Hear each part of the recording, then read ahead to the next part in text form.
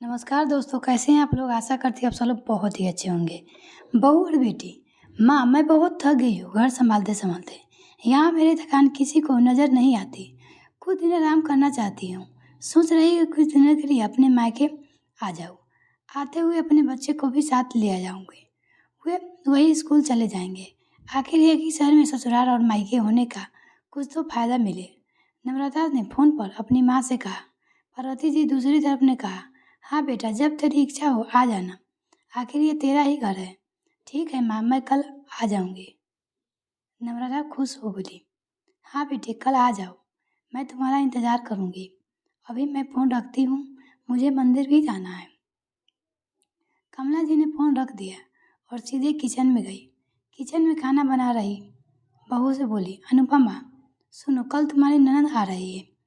आज बाजार जाकर फल सब्जी और मिठाइयाँ लेकर आना। बेचारी मेरी बेटी ससुराल में नौकरों की तरह काम करती है और उस पर कोई ध्यान भी नहीं देता। यहाँ है कि कुछ दिनों रहेगी तो उसका मन और तबीयत अच्छे रहेंगे। सास के मुंह से ऐसे बात सुनकर अनुपमा का चेहरा उतर गया और वह मन ही मन सोचने लगी, काश आप अपने मेरी थकावट को भी नजर आती। मैं भी दिन रात झाड़ पोछा बर्तन खाना बनाने मार्केट जाने और हर काम करना रहती हूँ, जिससे हमारा परिवार वालों को कोई दिक्कत ना हो। काश आप मुझे भी ध्यान दे पाती। आपकी बेटी तो जब मन आता है तब यहाँ आ जाती है, लेकिन मैं साल में एक बार अपनी माँ के पास जाती हूँ, तब भी आपको प्रॉब्लम होती है। मैं भी इंसान हूँ, मेरा भी मन है। मुझे भी लगता है कि अपने माँ के पास जाकर थोड़ा आराम करूँ, सुख दुख की दो चार बातें करूँ। अपना मन हल्का कर भगवान, अब तुम ही कुछ करो ताकि मेरी सास की आंखें खुले और मेरी थकावट भी नजर आएगी। शाम तक भगवान ने जैसे अनुपमा की सुन ली और उसकी ननद का फोन आया। ननद ने अपनी माँ से कहा कि उसकी सास ने उसे मायके आने के लिए मना कर दिया है, इसलिए इस बार वो नहीं आ सकती। पार्वती जी बोली, ऐसा कैसे मना कर दिया? पहले तो कभी वह तुम्हें आने के लिए नहीं रोकती थी, इस बार भला क्यों हो गया है? लाओ मैं तेरी सास से बात करूं, मैं उसे समझाती हूँ। नम्रता ने फ़ोन अपनी सास के पास दिया। पार्वती जी बोली, कहा, नमस्कार समधन जी, आपसे कुछ कहना था। समधन जी ने कहिए। दरअसल नम्रता कल त्यौहार है, इसलिए अपने मायका आना चाहती है। अगर आप उसे भेज दे तो अच्छा रहेगा। नम्रता की सास ने कहा, देखिए समधन जी, आपकी अपनी बेटी मायके जाकर रही, इस बात के लिए हमने उसे कभी नहीं रोका और इस बात में हमें कोई प्रॉब्लम भी नहीं है। कुछ दिन पहले मैं अपने रिश्तेदार के शादी में गई थी, वही अपनी बहू अनुपमा की माता जी से मिलने का मौका मिला। उनसे गपशप करने के दौरान उनकी बातें से पता चला कि अनुपमा को साल में एक बार ही अपने मायके जाने को मिलता है और वही बहुत कम समय के लिए।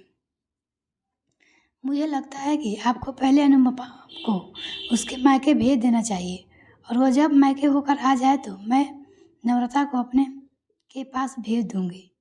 एक बहुत ज़रूरी बात जो मुझे लगता है आपको हमसे लेनी चाहिए कि आप अपनी बहू को भी बेटी की तरह या बेटी से ज़्यादा प्यार देना चाहिए। उसे भी मायके जाने की इच्छा होती होगी। हो सकता है नम्रता वहाँ से आने से उसकी अवगत करने के लिए आप उससे मायके नहीं भेजती होगी, या फिर वह आपसे कुछ कहने से भी डरती होगी। अगर आप उसके घर में ही कैद रखेंगी तो एक दिन ऐसा लगेगा कि वह आपके खिलाफ बोलने लगेगी, फिर वो आपको कि सुनेगी भी नहीं। जब चाहे तब अपने मायके जाएगी।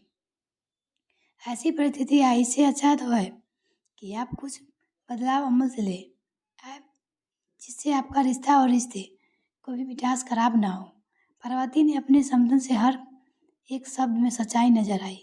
उन्हें महसूस हुआ कि उन्होंने अपनी बेटी के प्यार से अंधे होकर कभी अपनी बहू को मन का विचार नहीं किया। उन्होंने हमेशा अपनी बेटी को अपने बहू से ऊपर रखा। दूसरी तरफ नम्रता भी अपनी भाभी के बारे में ही रही थी कि बातचीत को सुन रही थी। उसने भी रियलाइज किया कि वह कभी भी अपनी भाभी के साथ ठीक से बात नहीं करती और जब भी वो अपने मायके जाती तो भाभी थोड़ी उदास रहती। पार्वती जी ने अपनी बहू को बुलाया और उसे कहा कि अनुपमा, कुछ दिनों के लिए नम्रता नहीं आने वाली है, इसलिए पहले तुम अपने मायके से होकर आ। यह सुनते ही अनुपमा का चेहरा खिल गया, क्योंकि यह पहली बार था जब उसकी सास ने सामने से उसे अपने मायके जाने के लिए कहा था।